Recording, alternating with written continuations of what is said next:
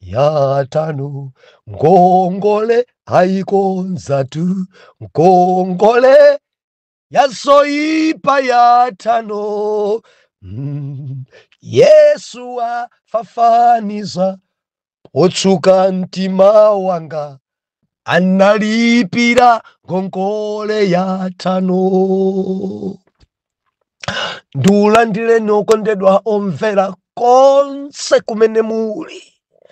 Henrike Ichale mtumiki wanu believer lelo pa 26 March 2025 movie wa chiponyeponye tupitiliza. Believer sabata ino tili nsabutopiki imene kuthana ndicho yambitsa vuto. Ndiye nkarimo tukumapeza masabutopiki. Dzulo tinaona ife kona kuti mufi woyang'anira suchedwa kulowa m'maso. Ndipo tinalangizana mwansangu kuti tukaenda kuthana nawo mzimu wadyera. Lero pa sabutopiki yomweyo tunena kuti kulekerera kapena kuti kunyalanyaza kuli nzotsatira. Ndipo tili ndi mwambi lero nkhuyu zodya ana zimapota wakulu. Tikuwerenga buku lija la 1 Samuel. 1 Samuel chapter number tiyambe ndi 2 tiwerenga mojowajowa mpaka na chapter number 4. Pali nkhani mwana Mulungu. Chapter 2 tiyamba ndi verse number 22 mojowajowa mawotsogola kuti kuchimwa kwa ana a Eli. Nkhuyu zodya ana zimadzapota wakulu. Utu ni mwambiwu. Verse number 22. Ndipo Eli anali wokalamba ndithu, namva zonse ana ake anachitira Aisraeli onse, ndi kuti anagona ndi akazi akusonkhana pa khomo la chihema chokomanacho. Ndipo iye ananena nawo, mumachitiranji zotere, popeza ndili nkumva za machitidwe anu oyipa kwa anthu onsewa. Iyayi ana anga, popeza mbiri imene ndili nkumva siri yabwino ayi. Muli kulakwitsa anthu a Mulungu. Wow. Tiwerenge verse number 30 ndi 31. Pamwamba pakuti neneli anenera za kupasuka kwa banja la Eli. Verse number 30. Chifukwa chache Yehova Mulungu wa Israeli akuti, ndinaterodi kuti banja lako ndi banja la kholo lako lidzayenda pamaso panga nthawi zonse. Koma tsopano Yehova ati, chikhale kutali ndi ine, popeza amene andilemekeza ine, inenso ndidzawalemekeza iwowa, ndipo akundipepusa ine adzapepusidwa. Ona, masiku ali nkudza amene ndidzadula dzanja lako ndi dzanja la nyumba ya kholo lako, kuti m'banja lako simudzakhalanso nkhalamba. Ndipo udzaona masautso amokhalamo Mulungu malo mwa zabwino zonse iye anachitira Israeli. Banja lako lidzakhala opanda nkhalamba chikhalire, ndipo munthu wako amene ndidzamuleka osamulikha pa guwa langa adzatha maso ako ndi kumvetsa mtima wako chisoni. Ndipo obadwa onse a m'banja lako adzamwalira akali biriwiri. Chapter 4. Biliva tiwerenge chapter 4. Khani yovuta kwambiri. Tiwerenge chapter 4. Kumapeto kwenikweniko. Verse number 13. Imfa ya Eli. Zimandikhodza bwanjizi. Imfa ya Eli. Akuti pakufika iye, onani Eli anali okalamba, anali akukhala pa mpando mbali mwa njira, ali kuyang'anira popeza mtima wace unanthunthumira chifukwa cha likasa la Mulungu. Pamene munthu uja adafika m'mudzimo, adanena izi, mudzi monse analira. Ndipo Eli pakumva kubuma kwa kulira kwawo anati, ali kupokoseranji? Ndipo munthuyo anafulumira nadza nauza Eli. Koma Eli anali ndi zaka 54 kudza zisanu ndi zitatu, 54 90 kudza zisanu ndi zitatu 98. Ndipo maso ace anangokhala rongo osapenya. Hallelujah. 16. Ndipo munthuyo anati kwa Eli, ine ndine amene ndachokera ku khamu la nkhondo, ndipo ndathawa lero ku khamu la nkhondolo. Ndipo iye anati, nkhondoyo idatani mwana wanga? Ndipo pakubwera ndi mawuyo, akubwera ndi mawuyo, anayankha nati, Aisraeli anathawa pamaso pa Afilisti, ndipo kunali kuwapha kwakukulu kwa anthu, ndi ana anu awiri omwe, Hofini ndi Pinehasi afa. Ndipo likasa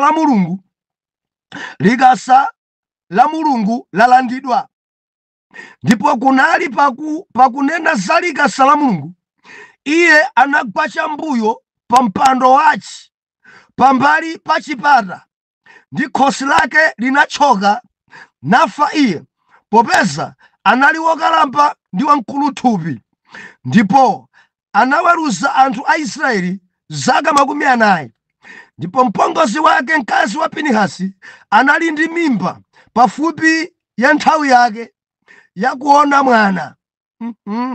Ndipo pakumva iye mawu akuti likasa la Mulungu linalandidwa ndi kuti mpongozi wake ndi mwamuna wake wafa, iye anawerama nabala mwana, popeza kuchira kwake kwamkwanira. Atate, mu dzina la Yesu, ulemelero ndi matamando Mulungu zipite kwa inu. Inu ngwa mkulukulu, inu ngwa mphamvu zonse, inu ngodabwitsa. Zikoma chifukwa cha kuwerengedwa kwa mawu. Mulungu mutilankhulenso, mutidzudzulenso, tidzamva m'dzina la Yesu. Amen. Believer, kani kundikhudza iyi. Wiki ino katundu amene ndikupatsidwa, katundu amene kumwamba upereka,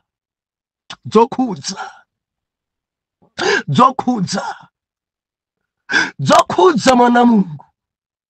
Dzulo tinatsindika, dzulo tinachita kutsindika, chifukwa tinaona ifenso nkhani yokhudza kwambiri mwana Mulungu. Pa dziko pano pada tileke, pa dziko pano mwana Mulungu, pa dziko pano chimene chikufunika kwambiri ndi kumvera Mulungu. tikamayang'anira zinthu tinaona ife dzulo muvi mukauyang'anira maso ukulowana mukamasekerera zinthu zikuchitika pamalo koma usatenga mbali zimenezi zikuthobwani zikuonongani maso zimenezi.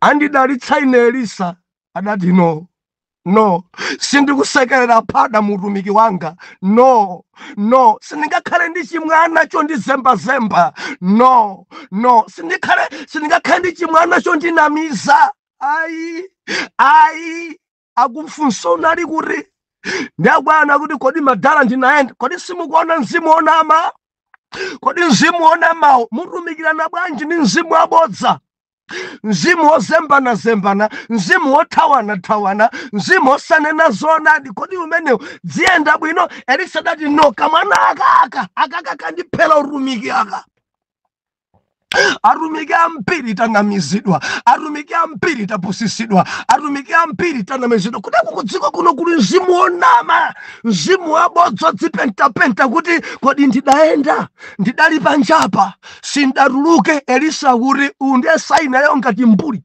uku ndesene ngati ndilibe mzimu wa Mulungu sindidaone ine mzimu wanga unakuperekeza mmene unkanthamangira Naamani nkukatenga dzinthu kumene kuja ndinakuperekeza kumene kuja kanyamata kantundu wanjiwe usowa chani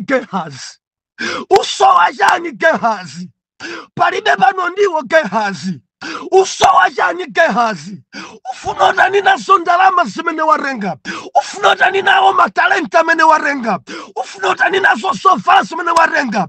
Gehazi funo lako nchani? Gehazi ugona njala pano Gehazi ulibe zovala Gehazi Elisa sadayang'anire funo dati bwa khate la Naamani khale pa iwe umve kuwawa kwa khate umve kupweteka kwa khate sindingakhale ndi chinyamata chadyera sindingakhale ndi chinyamata cha masomo mwamwa sindingakhale ndi chinyamata chadyera kuthana ndi zinthu zadyera pamalo kumathana nazo. Haleluya kumathana nazo kudeko anthu amene kunonga utumikiwo adyera anthu adyera kumathana nawo dzina dzimalowa maini box mudyera dzina dzimabwera pa gurupu udyera udzasi wonse amene kupempha kuti ngovutika adiya kutenga zithunzi za anthu ena dzanthu dzina mdzadyera ende musamale nazo kwambiri. Haleluya kumathana nawo mzimu umene upamalo kumathana nawo mzimu opusisana upamalo kumathana nawo mzimu Elisa nati no Gehazi zona ndakhala nawe ndayenda nawe sindayembekezere kutunga ndi zembe sindayembekezere kutunga pitekarenga zinthu zimene ndana kuti usarenge sindayembekezere Gehazi sindayembekezere bwanji kupanga zimenezi bwanji ufuna unonge utumiki wanga bwanji kunena zimenezi Gehazi bwanji kundipusisa Gehazi. Ndi angati amene ali ndi mtima ndi chinzimu cha Gehazi chokonda kupusisa zitumiki. Ambuye akulankhuleni. Haleluya tisamayang'anire zinthu ndimati ndikupempheni chosani kobaya kamene kabaya pachala chanu chosani masanga kwambiri lero ndi katundu ameneyo musamalekerere zinthu musamayang'anire zinthu musamanyalanyaze chimene tinacho lero zili nzotsatira izi adzitumiki osamanyalanyaza zili nzotsatira kanito njokhudza iyi Eli wansembe abishopu Eli wansembe munthu wa Mulungu Eli adanyalanyaza adalekerera adalekerera kanzimu kamphai kanzimu kamwano ndi mulungu kanzimu kolekerera zidampora zidansokonekera zidamuonongekera sisidaente mtumiki nzathu utumiki uonongeka utumiki wa Bishop Eli Jehova sakukondwera nawo. Why?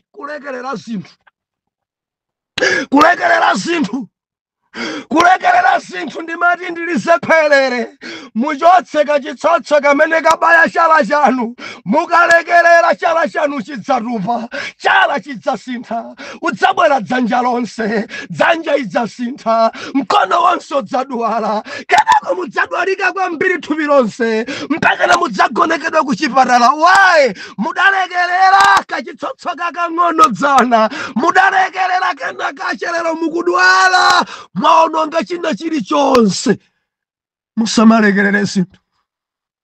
Kavuto kamene kayamba kakang'ono kakali pa pressing team kakali pa kwaya ndi kachitsotso kameneko kafinyeni mukachose. Koma mukalekerera ndikuti mukalekerera vuto imene mwayilekerera wina apanganso kenako wina apa kuti khudza pressing team yonse ikachoka kwa pressing team ndi kwaya yonse ikachoka kwa kwaya yonse kuti khudza mpingo wonse anthu adzangufika na kuti sichimo mudalekerera dzana mudanyalanyaza dzana kuregu dziuchitikadzi kumpingo wanu dzikuchitikadzi ku minister yanu mwalekerera china chake dzana mwaphimba china chake dzana chamanyasi chichitikabe dzanja liutupa lero fureja yachoka kuchala yabwera pa dzanja yukhudza mkono wonse kenako thupi lonse yadwalika pali kubula matenda adzadza minister matenda chifukwa chakulekerera kachitsotso kang'onong'ono kobaya kang'onong'ono kamunga kakankirikiri tidakalekerera chaka chatha ndekamene kaja kamangisa chala kufukusira mpaka na chatupa endi mkono wonse odwalika minister yonse yabwera ya mitala wa dzana mudalekerera zinthu ndiyalero tikunena kuti tsiri nchotsatira izi ndizotsatirazo zimawawa sizabwino paseji chimene tawerenga mwana mulungu ndi mtumiki nzathuyu mtumiki Eli Bishop Eli Pastor Eli overseer Eli wa missionary Eli mulungu amene adampasa chidaliro utumiki wachita ushokera kwa kholo. Bible nena kuti adali wansembe mkuluyi endi mulungu adapangana naye pangano kuti mbanja limeneli sipadzasowa wina kukhala mtsogoleri mpakana kalekale. Bible kunena kuti bwana Eliwa adali ndi ana awiri Hofini ndi Pinehasi endi dziana za Eli zidali dziana zosakonda mulungu dziana zoipa dziana za dzibwana ntchito zina zimene anawo ankachita zachita kulembedwa zidali dziana zimene zinkachita kubandiwo kutchali kukamakhala misonkhano azimayi achakuphika kuba nyama zoperekedwa nsembe dziana za Eli zimapita kwa nsembe ndikukaba nyamayo ndikukadya nyamayo kani mafuta chakuba ndipo bambo wao adalekerera bambo wao adanyalanyaza mpingo udampeza chonde madala zimene ananu akuchita madala tikamakhala ndi overnight mwana wanu Pinehasi akugwirira azimayi mwana wanu Hofini akunyengana ndi anthu mwana wanu angupereka zimimba bwana Eli adalekerera bwana Eli adanyalanyaza bwana Eli adapanga mphai endi zotsatira zake chimpingo chidagwadera zotsatira zake minister idagwadera chifukwa bwana Eli adanyalanyaza. Bible ikunena kuti zitafika pa West adabwera kuwalangiza ananga tabwera niku verse dawerenga chapter number 2 verse number 22 akuti bwa Ndi pamene adamba kuwalangiza ananu zimene ndikumva kuzikuchita inu kuchali chiku kuchihema chokumanako ananga mukuchita bwino ye ananga zona ndamva kuti mukubako ndiwo ndamva kuti mukugonana ndi azimayi mbiri imene ndikuimva si mbiri ya bwino ye nkuti nkulu yakalamba zaka 98 maso ajali tongo koma sakuona anaja pamene akuwalangiza ngasisa akuona anajamba kulankhana zizindikiro nkumampepusa sobambo awo sikunena nji chokalambachi akuti ngakhale adalangiza ngakhale adauza koma dzanazi sisidasinthe zidaonjezabe kuipa zidaonjezabe kuchita nyasi ndakuti mulungu kumwamba adakwiya ndikutuma mneneri kuti pita ukalankhule ndi Eli zimene zikuchitika zisandinyansa zimene zikuchitika zindayipidwa nazo ndi Yehova adalankhula mneneri nene ndikumpesa Eliya nanena kuti atero Yehova zikuoneka ngati kuopa mulungu palibe muulemekeza kwambiri ana anu mwasunga kwambiri ana anu mwalera kwambiri ana anu zikuoneka ngati pa mtima panu pali abale anu osati mulungu pa mtima panu mukusamalira zakumtundu osati mulungu pa mtima panu pali Hofni ndi Pinehasi pa mtima panu pali ana anuwa pa mtima panu pali ndalama pa mtima panu pali maudindo chabe pa mtima panu pa mulungu simukumuopa Yehova kunena kuti adalonjeza kuti banja lanu mudzakhalabe utsogoleri akuti zikhale kutali mapangano akuonongeka chifukwa chakulekerera mulungu akupanga diliti zimene adalonjeza kuti adzachita mulungu akudzipanga diliti mulungu akufuta madalitso mulungu akufuta zimene adalengeza zonuna pa Eli akuti ndidapangana naye Eli kuti m'banja limeneli simudzasowa nsembe koma kuyambira lero zikhale kutali ndine kunyalanyaza zinthu kulekerera zinthu malemba kuti Bhaibuli kusindika kuyambira tsopano amene akalambako kumtundu malire wamaliza ndiwe okondedwa omvera mulungu tikumpembedza ndi mulungu amene ngwachikondiko ndi mamwene namubwereza koma akakwiya akangonena kwa minute zimene anazumulira nazo kopya ende akakwiyaso sacheda kukhuluka woimba nacho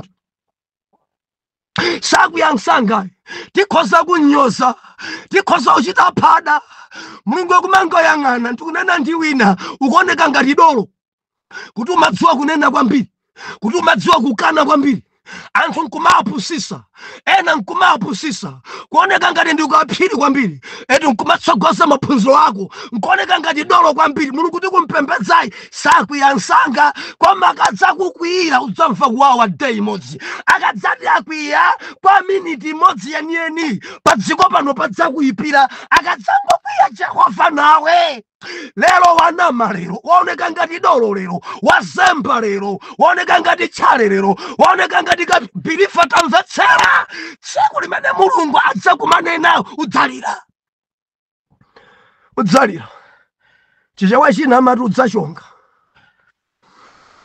ngati sumpepesa mwansanga udzachonga malemba onena kuti kuyambira tsopano banja lako sikudzapezekaso nkhalamba ndi akunena kuti obadwa m'banja lako adzamwalira ali biliwiri banja limeneli ana adzamwalira ali biliwiri kukhalanso ndi gogo kwatha malire ndi Eli munthu kukalamba mpaka na kulephera kuona malire ndi Eli ndipo Yehova akanena endi ichi mukatha kuchidula mutalandira Yesu ngati muli banja la Eli mtundu wanu mwa Eli nimafuna nene pano ngati Yesu simudamulandire funsanga nkumati kodi kumtundu wanu kuli gogo kuteko ena mukati muli ndi gogo kumtundu ndiye kuti mbasaka 50 ena kumtundu kwanu kulibeko nkhalamba ndili ndi funso sinu mbewu za Eli inu mudalandira Yesu nkupanga diliti nkupempha chikhuluko kuti chonde zimene mudanena kwa khola lathu pene zisachitike ino muri nsaka zingani patsogolo panupo mukati muli ndi wamkulu kumtundu ngwa zaka zingani ndikufuna ndifunsa inu mwapadera alipo patsogolo panupo wa zaka zambiri alipo pa mtundu panu wa zaka 80 alipo kumtundu kwanu wa zaka 90 alipo kumtundu kwanu wa zaka 70 ena kundivomereza ndi kwathu kulibe tabwerera ma 40 tamvetsera biliva Jehova wakwiya ndi kulekelera kwa munthu wa Mulungu. Jehova wakwiya ndi kunyalanyaza kwa Eli ndi akuti udzaona masauso mokhala mwa Mulungu udzakumana mzokhoma. Ndi chimene chikundikhudza nachi Jehova adalola kuumbudza Israeli chifukwa cha phada ndi kulekelera kwa munthu wa Mulungu. Jehova adalola kuti Afilisiti amenye Aisraeli edi mpakana adalanda likasa la Mulungu lidalandidwa ndi Afilisiti. Mulungu adalanda mphamvu Afilisiti Aisraeli. Anthu odziwa nkhondo aja adagonjesedwa, makatakwe aja adakhala opusa. Jehova adatenga mphamvu zake chifukwa cha kulekelera komanso kunyalanyaza pa munthu wa Mulungu. Ndimafuna ndilizekwerere biliva zimene anadya zimadzapota akulu kuteko chimene kukumana nacho Eli achimwa ndi ana ake, kugonana ndi azimayi ana ake, kuba nyama zopereka nsembe ana ake. Jehova adakantha Israeli. Jehova akufuta mapangano pa Israeli chifukwa cha phada ndi kunyalanyaza kumene kunali mwa mtumiki Eli. Ninena ndi mabishopu musamanyalanyaze eni musamalekerere zinthu pamalo. Takamachotsani kachitsotsoko chosani mukangoyang'anira wina bwera kutchalichi ali mbulanda inu mwangoyang'anira kuti kuvuta imene ikula. Wiki na mudzaona bwera 3 wobwera mbulanda and wiki na mudzaona bwera 7. Wiki na mukazilekererabe mudzaona bwera 24 onse ali chino ntchalichi. Mukazilekerera mpingo onse udzabwera mbulanda. Ndimafuna ndikupempheni musamalekerere zinthu. Ndimafuna ndikupempheni musamanyalanyaze. Dzudzulani poyera kuti kunoko ndikutchalichi sikuchipinda. Dzikumakhala ngati anthu ali kuchipinda pamene anthu ali mtchalichi. Dzikumakhala ngati anthu ali chino. Dzikumadabwisa kodi mtchalichi timavala chonchi. Kulekelera chondikhudza mwansanga likasa lalandidwa ana awiri adaphedwa. Ndiye wina adabweresa ripoti mmudzi mpaka na anthu adalira mayo tafa ife tafa tata asilikali athu ata Pinihasi Hofini afa. Ndakuti mudzi muja mudali chiphokoso cha maliro. Bible ikunena kuti adadabwa Eli wansembe. Phokoso imene ibwanji atobweresa message adafulumiranso ku nyumba kwa Eli mkumuza kuti ngati mukumva phokoso ndachokera ku nkhondo. Ndadamfunsa kuti yatani nkhondo. Ndadamfotokozera kwa vula Afilisiti atibabada atumbudza. Bwana ana anu awiri afa. Hofini ndi Pinihasi kulibe simudzaonanso ni maliro. Sipo akhapo likasa la Mulungu lalandidwa. Chifukwa cha chimenechi Israeli itamva ndi phokoso ya maliroyi akuti message itampesa Eli atakhala pa mpando. Adaliwonenepa kwambiri mtumiki. Malemba atamva zoti likasa yalandidwa adakwamwalira akuti pomwepo adagwa chambuyo kugwa chifukwa choti mkulu adaliwonenepa adagwa kuchoka kosi kumwalira pomwepo. Khoyo zojana zimapota waku. Ndakuti mkazi wa Pinihasi adali woyembekezera. Nthawi yochira idakwana. Pomwepo leba kuyamba. Banja ndifuna ndibale. Atangomva zoti mamuna wako afa. Apongozi ako afa. Likasa la Mulungu yalandidwa. Mzimayi chimene dalira poyamba dali mayi. Ulemerero wa Israeli wachoka. Pomwepo leba kuyamba anthu mgwire na zimayi bwanji. Pomwepo akuti kuberekeratu mwana. Atabereka mwana pomwepo flat. azibaya manada mbereka saku mulimbisa mtima chonde limba mtima mwana obereka iwe ngwamamuna limba mtima mawa menada nenepo yamba ndomwe usada nenesu ulemelero wachoka pa Israeli aramva zote likasalalandidwa arabwera kwaona bongo zaja choka kosi afa aramva zoti mamuna wake Pinehasi amwalira nzima ileba idakwana kubereka pomwepo kuferatu mudzona zochitikati wakwiya madala akwiya ni mzimu wolekerera madala anyansira ni mzimu wolekerera madala sakukondwera ndi atumiki zongosekerera machimo pamalo madala sakukondwera ni Eli zotsatira zake bwa nkhuyu zojana zidapotaku Eli akumwalira kuja kuchoka khosi adalekerera ana kuchita phada kumango yang'ana Eli akuphesa mpongozi wake Eli ziana zikuphedwa Eli alandisalikasa Eli Israeli ampire kulibaliro chidachitika nchani adalekerera mtumiki adanyalanyaza mtumiki adaliwa mphayo mtumiki Jehova adakantha bilifani mafanene mzimu noli wonse wonyalanyaza mawa mudzalira tikamanena kuti kunyalanyaza umauzidwa chiyenera kuchita kumasuma chitani ndiye kunyalanyazako ndiye mphaiso ndiye kukula mtimako mzimu noli wonse wonyalanyaza anthu akhala kukuzana mayi sinthani khalidwe mundu zachani ni nthawi yanga amama ndibwereze amama inu mudzalira makhala mukuuzidwa bishop makhala mukuuzidwa aneneri mkhalidwe uwu ngoyipa koma kunyalanyaza makhala mukuona zikuchitika zina koma makhala chete man of God mukudziwa kumenekonso nkunyalanyaze nkulekerera zinthu pamalo nkhani zimene mudamva mwatenga mbali bwa nkhani imene mudauzidwa ya nyasija mwatenga mbali bwa chifukwa chakuti ndi ananu lero mwatseka paka mafoto ndi ananu chifukwa choti basi mtundu wanu ndi umodzi ndinu aphiri okhaokha chifukwa chakuti ndinu asena okhaokha chifukwa chakuti ndi mwana wa m'bale wanu mufuna kuti muntetezere muntchinge munyalanyaze tamvetsera one day udzatsoka khosi mudzisamala ndi Mulungu tikamanyalanyaza ndi kulekerera zinthu kumakhala mwano pamaso pa Mulungu mumantenga Mulungu ngati ndi Mulungu woti mukhoza kumpusisa pali zinthu zina zikachimwa sidzimavomereza makani kumangukanabe sidapange kumakhala kunyosa Mulungu mudzamdziwa one day uyuyu akadzakwiya ndi mtundu wanu mudzatha